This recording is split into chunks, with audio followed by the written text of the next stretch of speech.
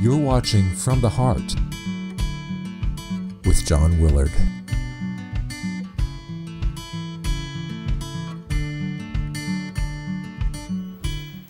Hi friends, John Willard here, the gentleman poet, storyteller, and NACA contributor, back for another show and more bone-chilling truth.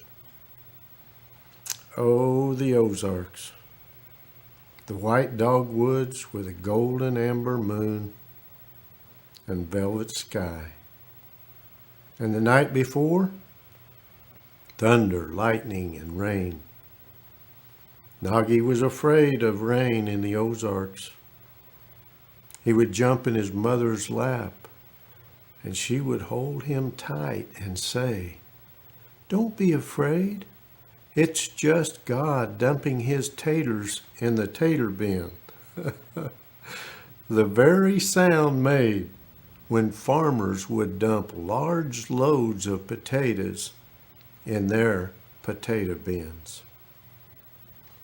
And wind, oh so powerful, it made rain seem like bullets, gushing water between the grassy banks headed toward Little Sugar, Big Sugar, and Buffalo Creeks.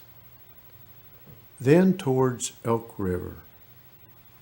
Here at NACA, the apple trees in bloom, drifts of perfumed fragrance, peonies in exquisite pastel colors, white, pink, and red.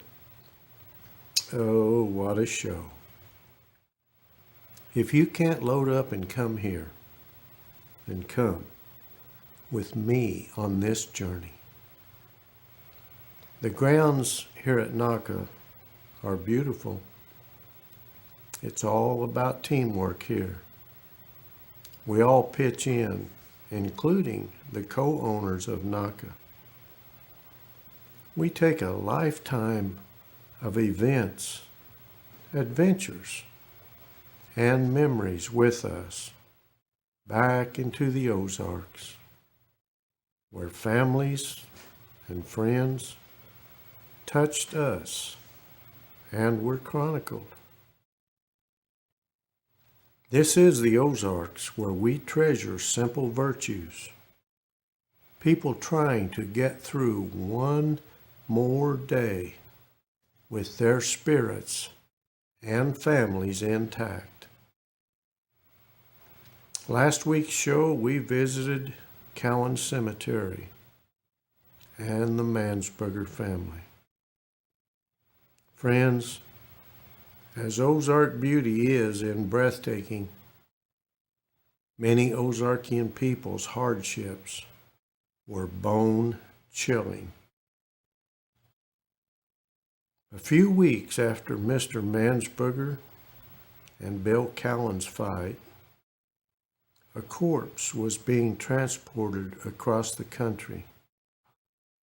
Destination, the Pea Ridge Cemetery.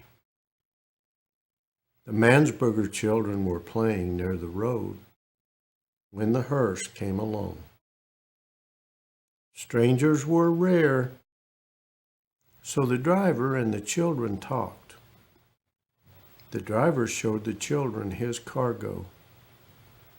They eagerly moved close to examine it. The cadaver had died recently, believed to be scarlet fever. In a few days, the children had become very sick. Aunt Sal, as most folks referred to her, was the nearest to a doctor that Ozark people in this area had in 1885. She is believed to have lived at the mouth of Granny's Branch. This lady was readily available to help women give birth to their babies. Aunt Sal's morals were always an issue with most ladies. However, None could deny she would come to the aid of the sick when called upon. The children had contracted the very contagious and deadly disease. It was in the middle of winter. The cabin was very cold, and food was in short supply. One by one, the children began to die. Even Mrs. Mansberger, who had just given birth to her 5th child, grew very sick. John Cowan said later that he held the little babies close to his body to keep them from freezing. When one of the little boys died, his sister said she wanted the dead boy's shoes, as she had never owned a pair of shoes. Her wish was short-lived, for she died in John's arms before morning. John later said that holding these children in his arms and helplessly watching them die caused part of him to die with them. Mrs. Mansberger became gravely ill. She never recovered from the shock of seeing her children die and from the fever with which she suffered. She died that same winter, leaving her husband with the tiny baby. All of the other children had died earlier. Mrs. Jack Stafford agreed to take the baby and keep it for Mr. Mansberger.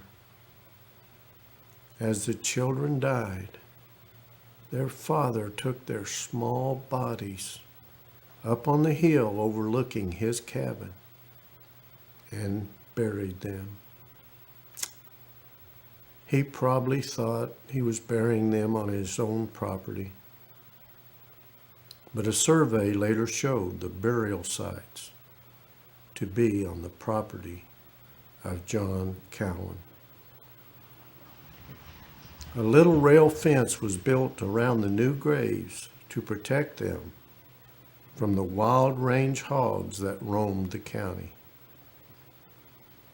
Today, all that remains to show what happened that cold winter night so long ago are 5 common limestone markers, silently witnessing the hardships and tragedies of this family.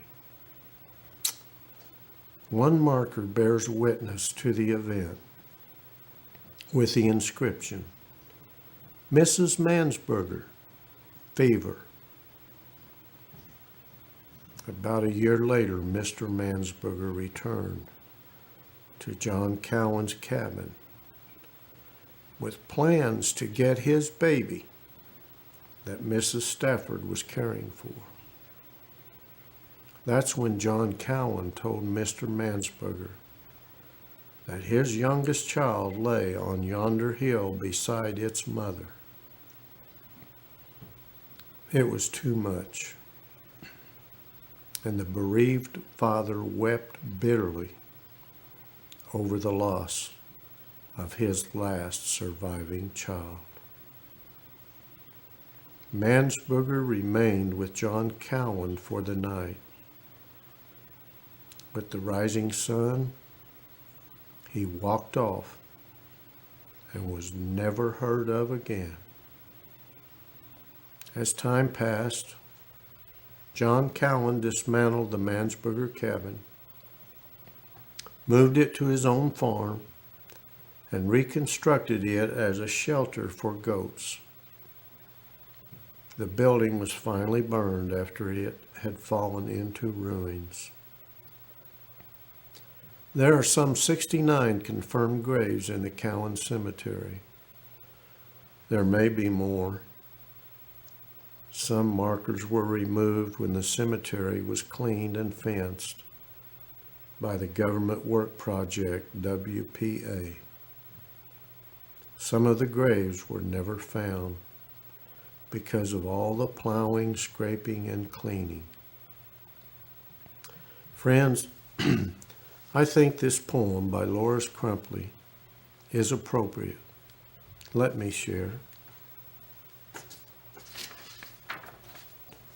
As I scan the horizon of life's fleeting tide, rolling beyond man's permanent grasp, death and surrender, these terms we confide. Strong effect as a locksmith's rasp. Life ebbing shadow like on ocean's swell. Time has changed each physical phase, while many of the faces we have loved so well, gone forever from our earthly gaze. A quiet little place in McDonald County, where father and mother are laid away.